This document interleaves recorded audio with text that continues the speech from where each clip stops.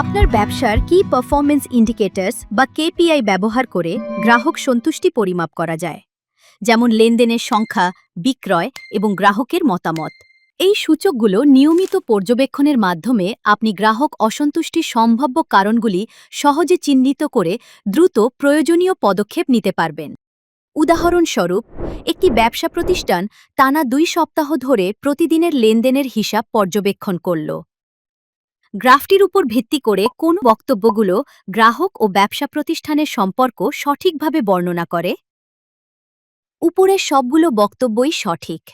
সাপ্তাহিক ছুটির দিনে লেনদেন বাড়ে এবং সপ্তাহের মাঝে তা কমে যায়। গ্রাহক সন্তুষ্টি সর্বোচ্চকরণের জন্য ব্যবসা প্রতিষ্ঠানটিকে শুক্রবার সকালের মধ্যেই দোকানে পর্যাপ্ত পণ্য মজুত থাকা এবং সাপ্তাহিক ছুটির দিনগুলোতে পর্যাপ্ত কর্মী নিশ্চিত করতে হবে। যদি সূচকগুলো গ্রাহক সেবায় সমস্যার ইঙ্গিত দেয়, তাহলে বিক্রি বাড়াতে সপ্তাহের মাঝামাঝি সময়ে বিশেষ অফার দেওয়া যেতে পারে। গ্রাহক সন্তুষ্টির 3টি স্তম্ভের কোনগুলোতে উন্নতি প্রয়োজন তা চিহ্নিত করুন এবং সেগুলো উন্নত করার জন্য একটি কর্মপরিকল্পনা তৈরি করুন। উদাহরণস্বরূপ, বিক্রয় বা লেনদেন কমে গেলে তা পণ্যের নিম্নমানের ইঙ্গিত হতে পারে।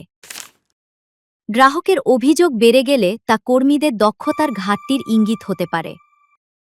গ্রাহকরা যদি সেবা পেতে বেশি সময় লাগা, সহজে সেবা না পাওয়া বা অদক্ষতা নিয়ে অভিযোগ করেন, তাহলে এটি সেবার সুবিধার ঘাটতির ইঙ্গিত হতে পারে।